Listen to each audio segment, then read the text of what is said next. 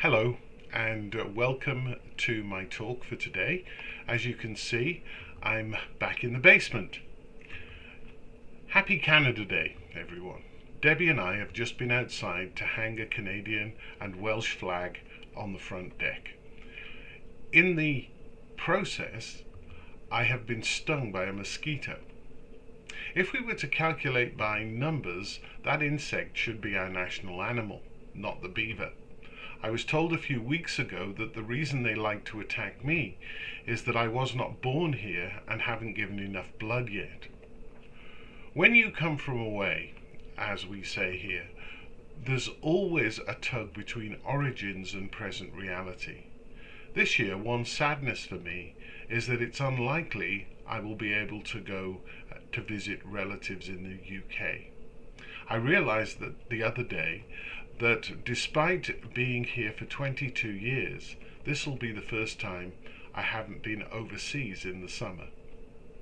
Being an immigrant means one lives between two places. I was 38 years old when I came to Canada, and in particular to St. John, so very well enculturated into the British way of life. Canada was unexpectedly different for a number of reasons, but the biggest culture shock was that in New Brunswick the distances between places and the small population is very different to anything I'd experienced before. I visited Canada 3 times prior to moving, but always to southern Ontario. The closeness of the communities there made it feel like the UK. Not so here. I think we spent the first 2 years wondering what to do and where to visit.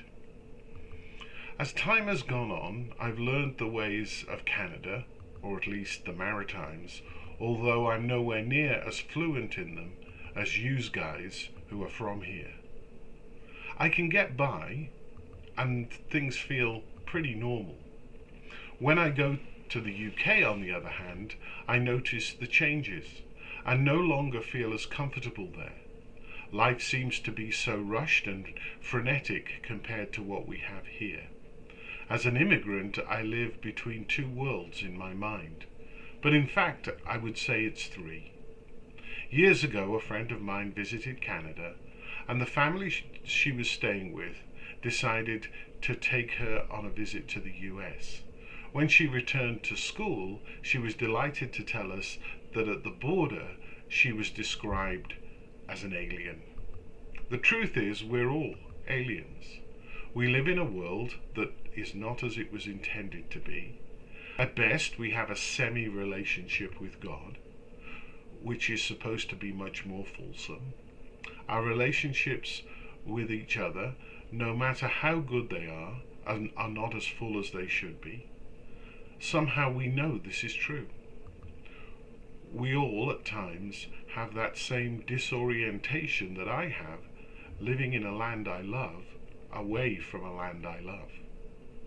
As we are made in the image of God, that desire for something different, that things are out of sync, is found in all of us. In Jesus we see the one who lived across that sense of difference, and who shows us what life living as an image bearer of God should be like. As we walk with Jesus, we can begin to experience life in its fullness here and now, with the sure and certain hope of its completion in the age to come. Once again, thank you for joining me. Happy Canada Day, and if you're out and about today, God bless and stay safe.